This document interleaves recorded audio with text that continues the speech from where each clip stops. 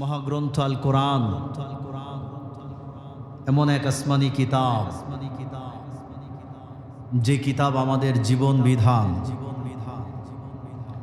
যে কিতাবে আল্লাহ তাআলা মুজমাল ভাবে সব কিছুর বর্ণনা দিয়েছেন। সুবহানাল্লাহ বলেন, জোরে বলেন না সুবহানাল্লাহ।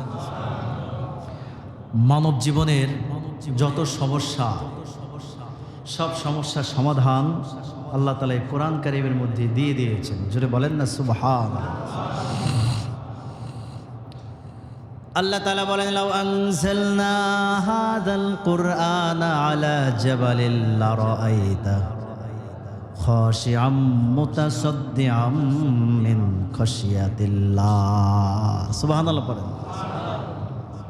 এই কোরআন কারীমকে আল্লাহ তাআলা নবীজি মুহাম্মদ সাল্লাল্লাহু আলাইহি ওয়াসাল্লামের উপরে নাজিল করেছেন।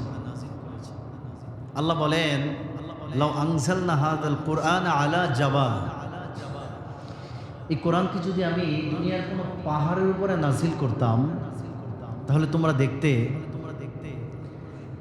আল্লাহর কোরআনের ভর ওয়েট সহ্য করতে না পেরে পাহাড়টা আল্লাহর ভয়ে ভীত সন্ত্রস্ত হয়ে গলে মাটির সাথে মিশে যেত। জোরে বলেন সুবহানাল্লাহ।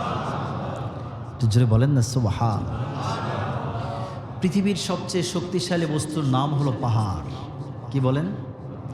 আল্লাহ বলেছেন, ওয়াজআলনাল জিবালা আওতাদা, পাহাড়কে আমি সৃষ্টি করেছি পেরেক স্বরূপ, জমিন যাতে নড়াচড়া করতে না পারে, জমিনটাকে স্থির করার জন্য আল্লাহ তাআলা পাহাড়কে বানিয়েছেন। পাহাড় উপরে যতটুকু, নিচেও ততটুকু। সুবহানাল্লাহ পড়েন, জোরে বলেন না সুবহানাল্লাহ।